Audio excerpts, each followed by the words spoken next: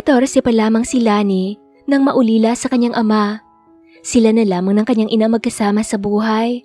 Nasa 3rd year high school pa lamang siya, talagang itinaguyod at iginapang siya ng kanyang ina para makapagtapos man lang ng high school. Maganda si Lani, may mga matang kung tumitig ay talagang maiilang ka dahil baka malaman itong tinatago mong lihim. At dahil matalino si Lani, ay nakakuha siya ng full scholarship sa naturang university kung saan nag-aaral ang mga mayayamang angkan. Doon niya nakilala si Enzo Valderrama. Tall, dark, and handsome. May pagka-playboy ang image nito pero hindi niya akalaing magkakagusto ito sa kanya at niligawan siya nito. At dahil crush niya ang binata, ay sinagot niya agad ito. Umibig na siya sa murang edad niya. Mapusok sa isa't isa sina Enzo at Lani at nagbunga iyon. Ngunit kung kailan magkakaanak na sila, ay ayaw sa kanya ng ina nitong si Doña Amara. Ipaglalaban kaya siya ng lalaki o hahayaan na lamang nito na manipulahin sila ng ina nito. At sa paglayo niya kasamang kanyang ina, ay nagpursige siya na makaahon sa hirap. At sa pagkikita nilang muli ni Enzo, ay ibang Lani na ang makikilala nito. May karugtong pa ba ang naudlot nilang pag-iibigan o wala ng pag-asa pa para sila ay magsamang muli alang-alang sa nag-iisa nilang anak? Tunghayan natin ang love story nila Enzo at Lani na pinamagatang 14. Lani anak, nakahanda ng baon mo at pagkain mo sa mesa. Ikaw nang bahala roon dahil papasok pa ako sa trabaho. Alam mo naman ngayon, Lunes at tambak na naman ang labahin kina Doña Amara. Sabi ng nanay niya. Sige ho, Nay. Ako na ho ang bahala dito. Isasarado ko na lamang po ang bahay kapag nakaalis na ako. Nasa Pilipinas na ho ba ang amo niyo, Nay? Tanong ng dalagita sa kanyang ina. Oo, anak. Nakauwi na mga Valderrama galing Canada. Naiwan lang kasi si Sir Enzo sa mansyon nila dahil nag-aaral. Sagot naman ng nanay niya. Ah, kaya ho pala. Sabi niya. O sige anak, aalis na ako at tiyak na marami na naman akong labahin ngayon. Saad ni Aling Berta sa kanya. Sige ho, Nay. Wika niya dito, saka siya humalik sa pisngi ng kanyang ina. Galing sa mahirap na pamilya si Lani, nag-iisa siyang anak ni na Alberta at Macario Natividad. Ulila na si Lani sa ama, namatay kasi ito nung siya ay 13 pa lamang, kaya iginapang siya ng kanyang ina sa pag-aaral. Nasa 3rd year high school pa lamang siya. Matalino si Lani, kaya kahit papano, nakakuha siya ng scholarship sa naturang university na pangmayaman. Masaya silang mag-ina dahil pamasahe at pagkain sa kabaon na lamang ang poproblemahin ni Aling Berta sa kanya dahil bayad na ang buong taon niya hanggang sa makapagtapos siya ng pag-aaral. Pero kailangan ay nakapirme ang grades niya. Nasa St. Jude Academy siya nakapag-aral. Pero mayayaman ang naroon ng mga estudyante at iilan nga lang silang mahirap doon. Maswerte siya at pinalad siyang makakuha ng scholarship na iyon. Kaya eto, nasa isang sikat na university siya pumapasok. Hi Lani! Join ka sa amin mamaya ha? Salubong na agad sa kanya ng kaklase niyang si Tanya. Si Tanya Singson ay galing sa mayamang angkan.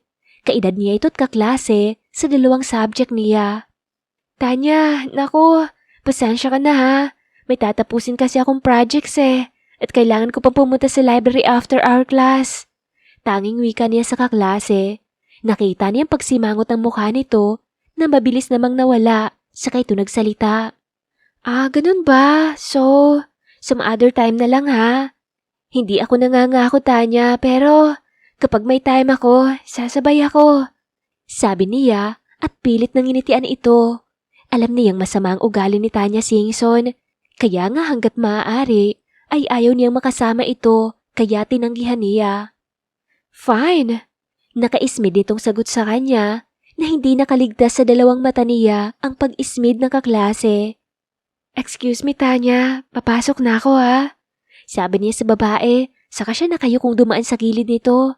After ng class ni Lani, ay maghapon siyang naroon sa library at nagbabasa. Nang matapos siya ay agad niyang inayos ang mga gamit niya, saka siya lumabas sa library na iyon. Nasa koridor na siya ng eskwelahan nila nang makita niya ang 4 na estudyanteng lalaki. Mukhang hindi ito mga high school na katulad niya. Nasa kolehiyo na ang mga ito base sa uniforme na suot ng mga ito.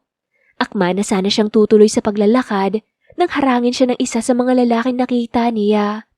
Hi, Miss Beautiful. What's your name? Nakangising saan ito sa kanya. Tinaasan niya ito ng kilay sa kaakmang iignorahin ito nang marinig niya ang boses ng kasamahan nito. Pare deadman kapugian mo. Akala ko ba hindi kumukupas ang charm mo sa mga chicks? Bakit ngayon tila wala itong amor sa babaeng ito? Kantsaw na sabi ng kaibigan nito, saka nagkatawanan ang mga kasamahan ng lalaking kinantsawan nila. Mukhang naiinis na ito sa mga kaibigan, kaya isang binatukan ng lalaki ang tatlong kasamahan nito. Saka sinamaan ng tingin. Huwag niyo akong kantsawan, okay? Masyado yata kayong atat. Saka, hindi ako katulad niyo ulol. Ang babae, minamahal at pinapahalagahan. Wika ng lalaki sa mga kasama nito bago siya binalingan ng lalaki. By the way, Emenso Valderrama, ano pangalan mo, miss? Tanong nito sa kanya. Nanlaki naman ang mga mata niya sa narinig mula dito. Isa itong Valderrama. Paano kung ang amo ng nanay niya ay ang mga magulang nito? Baka mapatalsik pang nanay niya sa trabaho nito dahil sa katarayan niya sa anak ng amo nito. Bigla siyang kinabahan sa naisip. Hey, are you okay? Bigla ka kasing namutla eh. May problema ba? Sunod-sunod na tanong ng lalaki sa kanya na nagpakilalang Enzo. Oo. Okay lang ako. Pasensya na, sir. Pabiglang sagot niya dito saka siya tumungo. Okay. Akala ko kasi kung ano na. Saan ito sa kanya? Excuse me po Aalis na ako. Teka sandali. Hindi ka pa nga nagpapakilala sa akin eh. Sabi nito sa kanya. Ako nga pala si Lani Natividad. Sagot niya rito. Kay gandang pangalan, kasing ganda mo. Saan nito sa kanya saka siya nito kinindatan. Nailang lalo si Lani sa lalaki. First time niya kasing marinig sa isang lalaki na maganda siya. Kinikilig yata. Wait, siya? Kinikilig? Ay, imposible naman ata yun. Bulong niyang kontra sa sarili niya. Excuse me Kung wala na kayong sasabihin, aalis na ako. Baka hinahanap na ako ng nanay ko at... Uy pre, yatid mo na. Magmagandang loob ka naman. Kantsaw ng lalaking kanina pa'y tahimik sa apat na magkakaibigan. Hindi na kailangan. Magko-commute lang naman talaga ako eh. Pagkasabi niya sa mga ito, ay agad niya binirhan ng alis at hindi na niya nilingon ito. Habang nasa jeep si Lani, ay naisip niya na kamag-anak kaya ng mga boss ng nanay niyang estudyanteng iyon. Pero base sa nakita ko, halatang mayaman ito. Ito na kayang nag-iisang anak ng amo ng kanyang ina. Mga tanong sa isip niya na hindi niya kayang sagutin hanggang sa nakauwi na siya sa bahay nila. Kararating lang din ng nanay niya galing sa mansyon ng mga Valderrama. O anak, andito ka na pala. Sabi ng nanay niya sa kanya. Opo, nay. Wika niya sa kanyang ina at nagmano dito. Magbihis ka na anak at labhan mo agad yung uniforme mo para may maisuot ka bukas. Alam mo namang nag-iisa lang ang uniforme mong yan. Pero hamo, kapag nakasahod na ako, ibibili kita ng bagong uniforme. Pangako ko yan sa'yo. Mahabang saad ng kanyang ina. Salamat ho, nay. Pero baka may kailangan pa kayo sa pera nyo kaya... Okay lang ho sa akin kung iisa lang ho ang uniforme ko. Lalabhan ko na lamang ho. Nakangiting sagot niya rito. Siya sige. Pero kapag nakasahod na ako, ibibili kita. Sabi pa nito. Ngumiti na lamang siya sa ina at pumasok sa maliit niyang silid bago nagbihis roon. Sa kaniya nilabhan at hinanger ang damit para mabilis matuyo. Pagkatapos niyang makapagsampay, ay tinulungan niya ang kanyang ina sa paghahanda ng hapunan nila. Ganun ang senaryo nilang mag-ina araw-araw dahil sila lang namang dalawa. Enzo anak, kumusta naman ang pag-aaral mo ha? Tanong ng kanyang ama nang nasa hapag na sila ng gabing iyon. Okay lang naman ho, Dad. Sagot ni Enzo sa ama niya. Mabuti naman kung ganon. Basta ang gusto ko, kapag nakatapos ka na sa kolehiyo, tutulungan mo ko sa business natin. Dahil balang araw, ikaw ang magmamana ng lahat. At ikaw ang mamumuno sa lahat ng negosyo natin dahil nag-iisa lang kitang anak. Saka ka na mag-asawa kapag may narating ka na. Basta sinasabi ko lang sa'yo, wala akong problema kung kanino ka iibig o magkakagusto. Basta, huwag masirang imahe ng pamilya natin. Mahabang saad ng kanyang ama kay Enzo. Basta ang sa akin naman, ayokong kapag nagka-girlfriend kay kung saan-saan mo lamang nakilala, Enzo. Alam mong hindi ko magugustuhan yon. Gusto ko pa ring mayaman at may sinasabi sa buhay ang magiging girlfriend mo o ang magiging asawa mo. Ayokong mapahiya sa mga amiga ko. Saad naman ng kanyang ina kay Enzo. Ito ang kinaibahan ng ugali ng mami at daddy niya. Ang daddy niya ay wala itong pakialam sa mamahalin o gugustuhin niya. Pero ang kanyang ina naman ay ayaw pumayag sa ganon. May nagugustuhan pa naman siya sa kanilang university. Alam niyang mahirap ang babae pero iyon talagang gusto niya maging girlfriend. Kahit pa alam niyang mas matanda siya dito ng 3 taon, ay okay lang dahil 14 na ito ayon sa source niya. Gusto niyang ligawan ito pero wala pa siyang tiyempo kung papano. May mga kaibigan naman siyang wala namang ibang ginagawa kundi mang alaska sa kanya. Kaya naiinis siya at nasisirang diskarte niya. Lihim siyang napapailing sa kanyang isip. Enzo, nakikinig ka ba? Untag sa kanya ng mami niya na halatang naiinis na. Ha? Oo. Sorry po. Sabi niya sa mami niya. Ang gusto ko maging girlfriend mo ay ang anak ni Tita Minerva mo, si Alexa. Kilala mo naman siya, di ba? Tanong ng mami niya.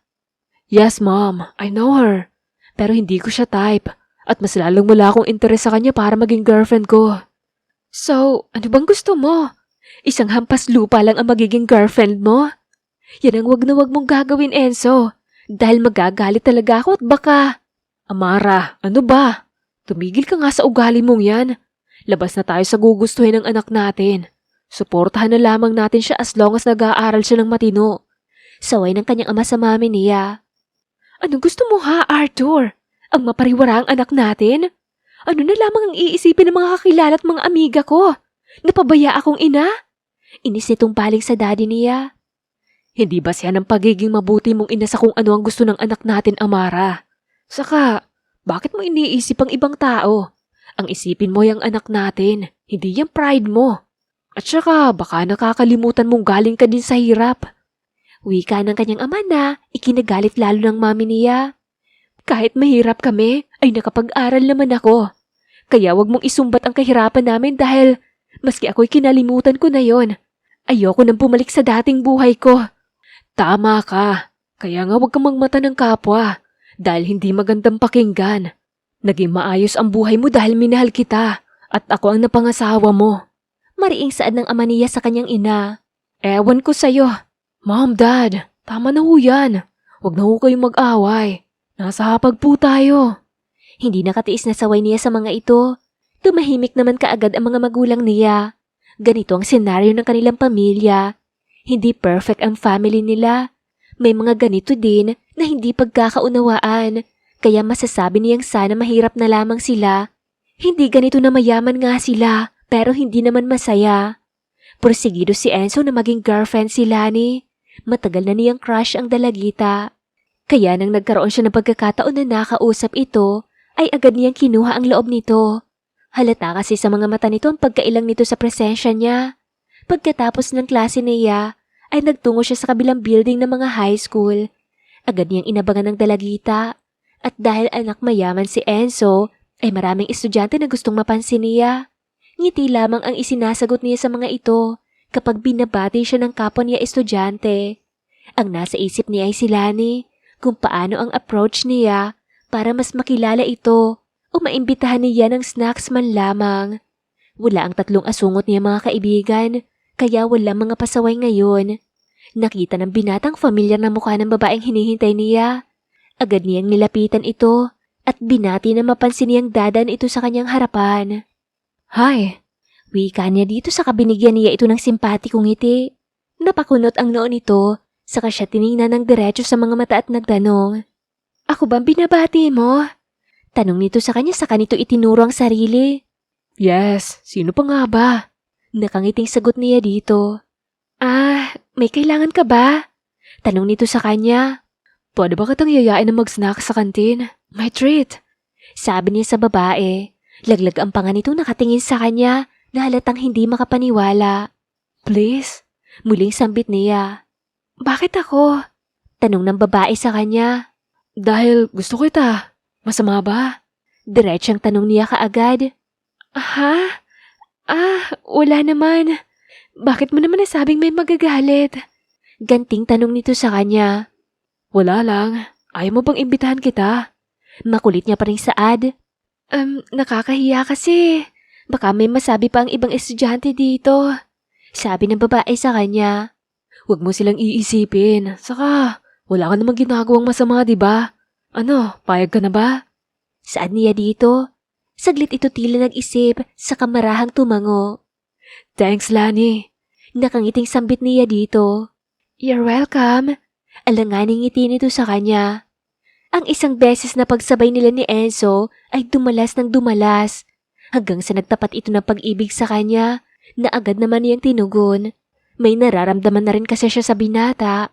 At sa ilang araw na palagi niya itong kasama ay mas napalapit ang loob niya dito. Nalaman rin niya na si Enzo ang nag-iisang anak ng amo ng nanay niya.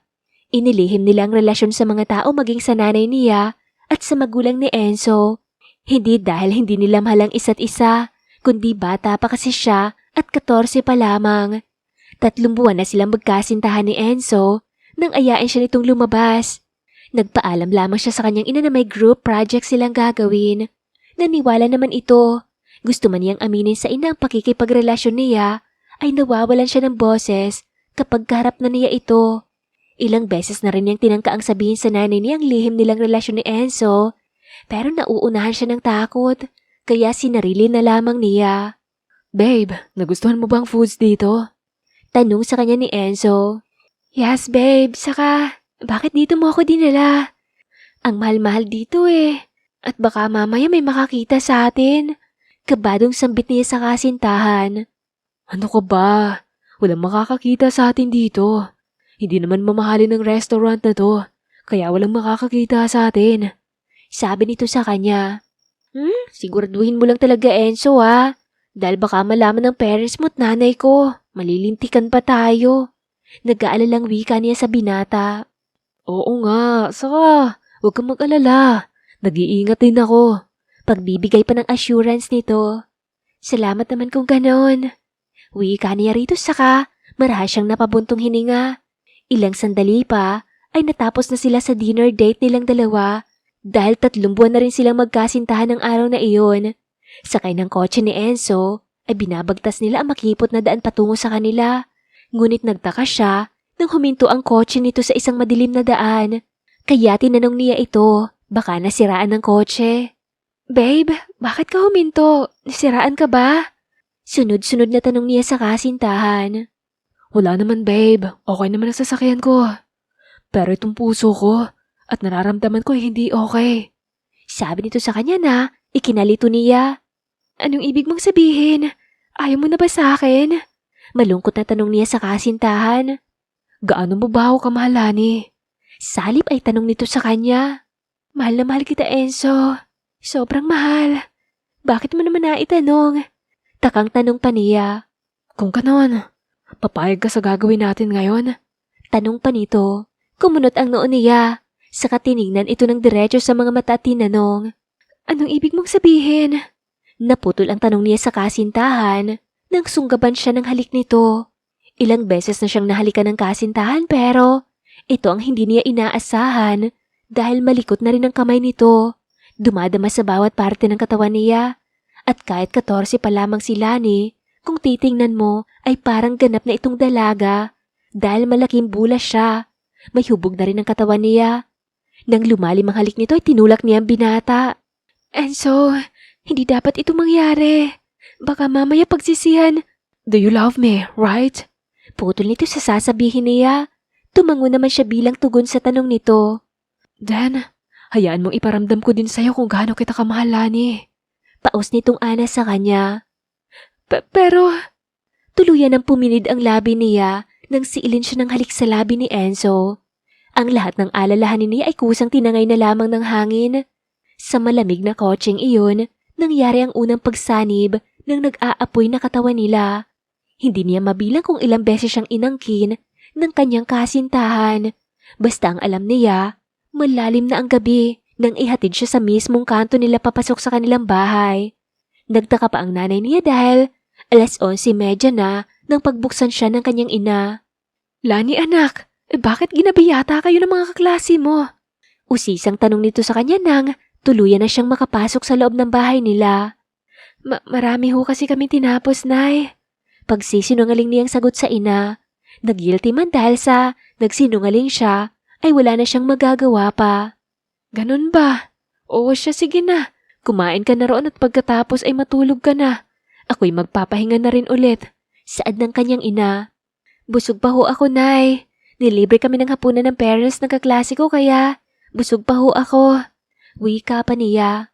Ganun ba? O sige na anak, matulog ka na rin ha? Bili nitong saad sa kanya.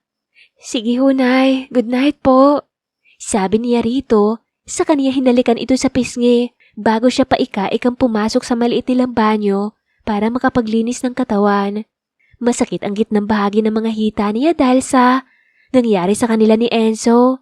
May pagsisisi man siyang naramdaman, pero masaya pa rin siya dahil si Enzo ang unang lalaki sa buhay niya.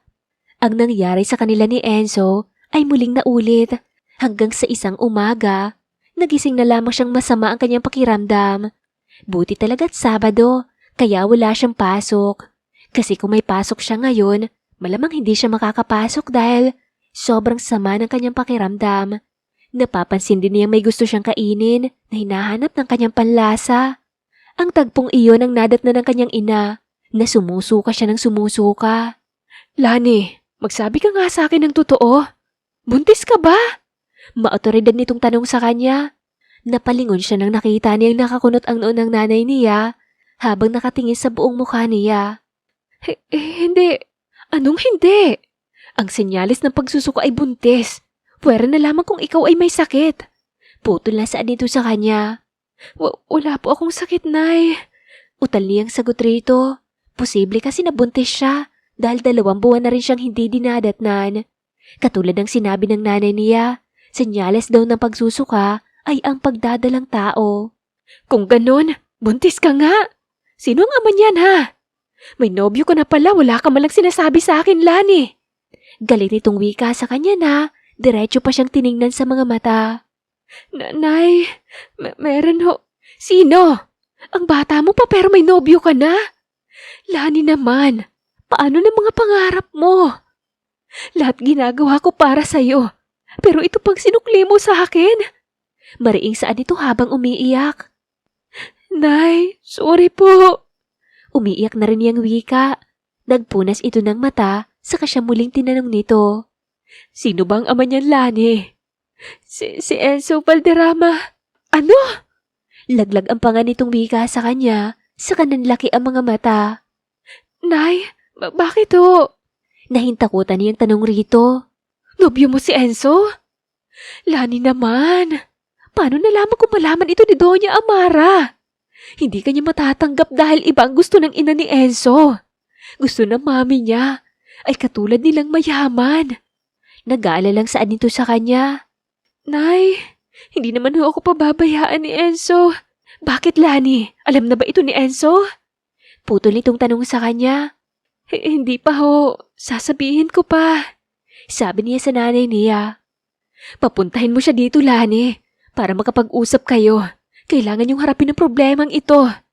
Wika pa nito sa kanya. Sige ho, Nay. Sa Lunes ho, kakausapin ko po si Enzo at pupuntahin ko siya dito. Tahimik lamang ang nanay niya na tila malayo ang isip. Kaya nilapitan ni Eto't niyakap. Nay, sorry po. Sorry dahil sinira ko yung pangako ko sa inyo na makakapagtapos ako sa pag-aaral.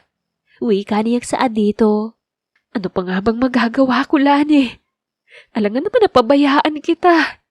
Hayaan mo. Nandito lamang si nanay sa'yo. Basta, alagaan mo lamang ang sarili mo at ang magiging apo ko. Pilit ang ngiti nito sa kanya kahit humihikbi. Nagpapasalamat si Lani dahil may nanay siyang maunawain at mahal na mahal siya. Kasi kung ibang nanay iyon, baka itinakwil siya, pero iba si Aling Berta. Mabait at maunaway ng kanyang ina, lalo na ang pagmamahal nito sa kanya. Lunes ng umaga ay inabangan niyang kasintahan sa may koridor. Alam niyang doon sila magkikita nito kapag after class ng lalaki para ayain siyang mag-snacks. Ilang sandali pa siyang nag-antay roon nang mamataan niya ito. Nakangiti pa itong nakatingin sa kanya. Nang tuluyan na itong makalapit sa kanya, ay hinalikan siya kaagad nito sa labi. Hindi na naiilang si Lani na gawin sa kanya ni Enzo na halikan siya kahit may mga estudyanteng nakatingin sa kanila. Wala siyang pakialam sa sasabihin ng mga tao sa kanya dahil alam niya sa sarili niya na siya ang mahal ng kanyang kasintahan.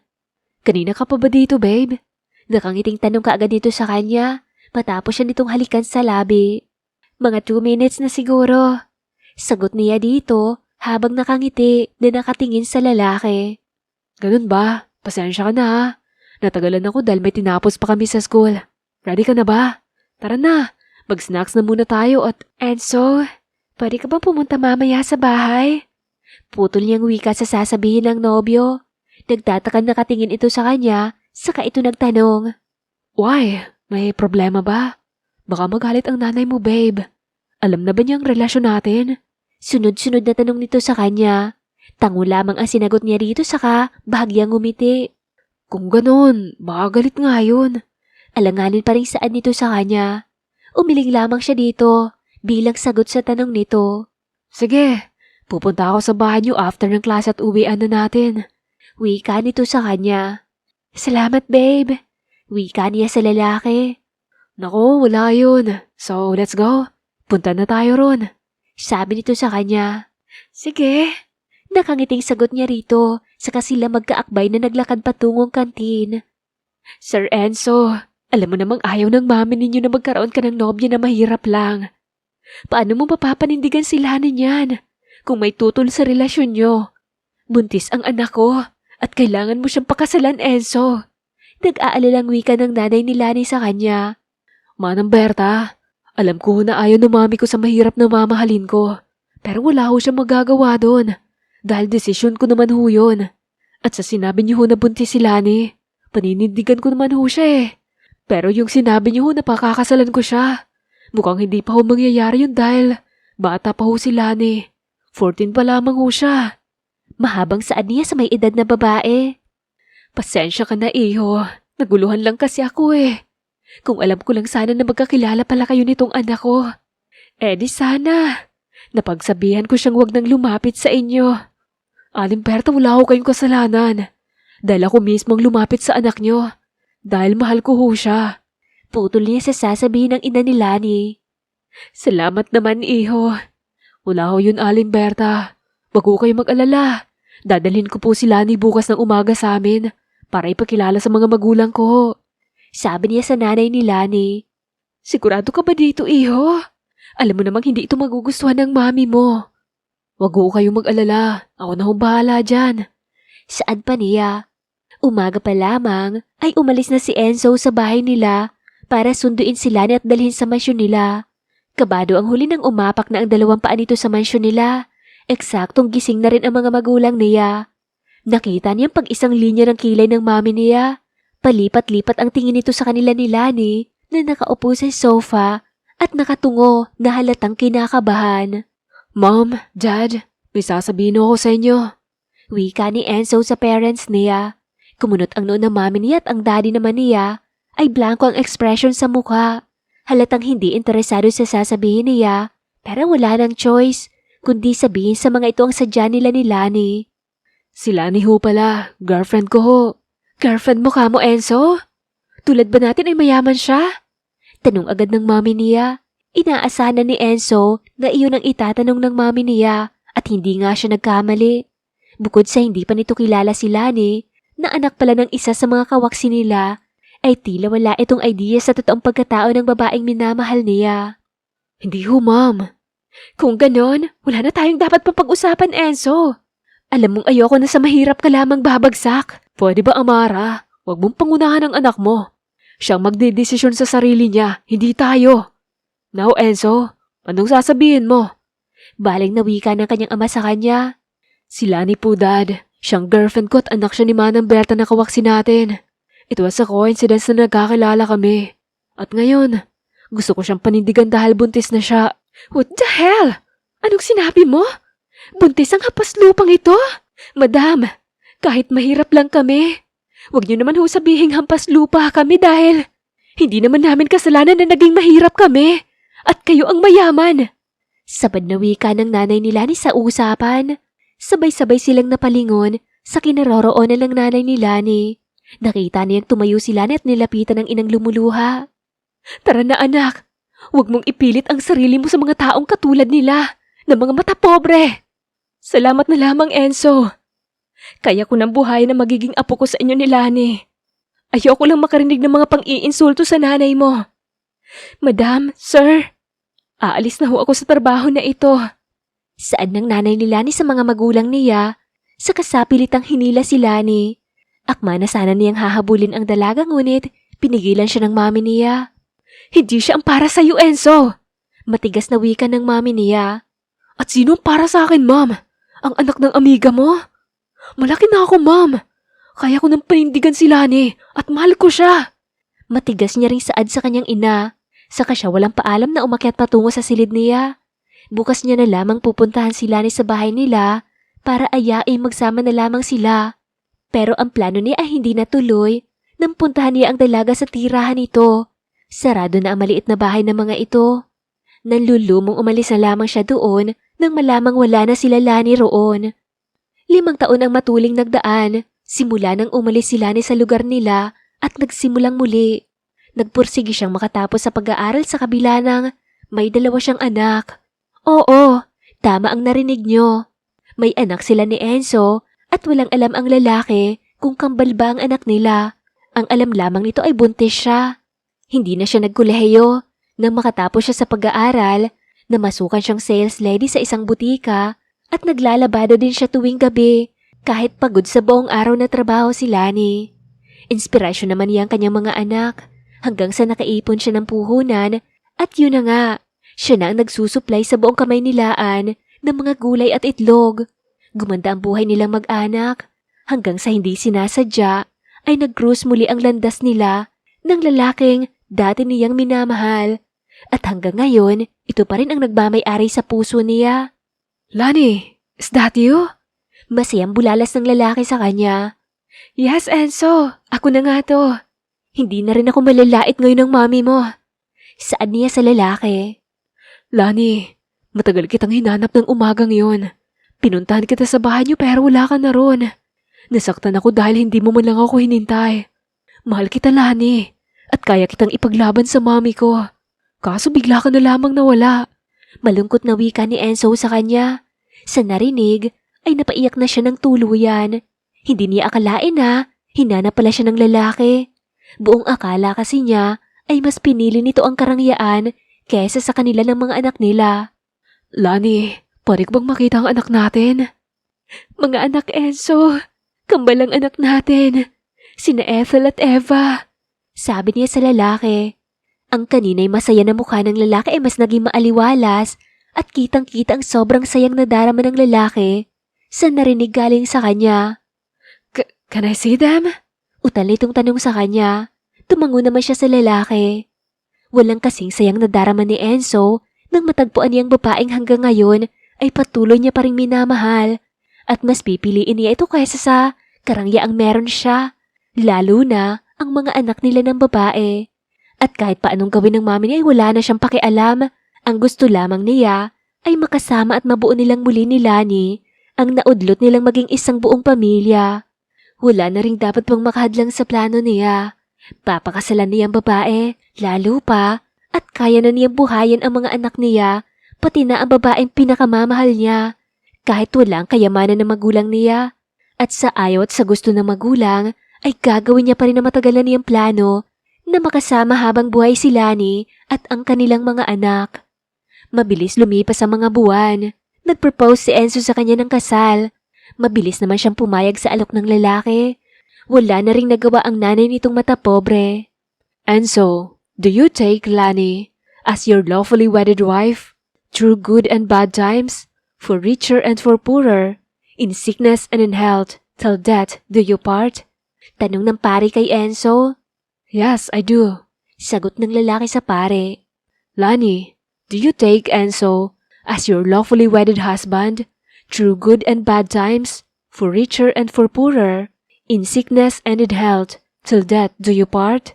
Tanong naman ng pari kay Lani. Yes po, Father, I do. Nakangiting sagot niya rito. At nang i-anunsyo ng pari na sila ay ganap na mag-asawa ni Enzo, ay wala na siyang mahihiling pa. At sa araw ng kasal nila, una siyang nilapitan ng mami ni Enzo at binati. Ewan niya kung sincere ito o pakitang tao, pero masaya pa rin siya.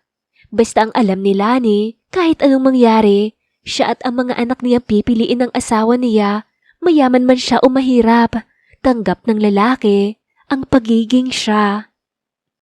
At dito na lang magtatapos ang kwento. Huwag kalimutang i-subscribe at i-click ang notification bell.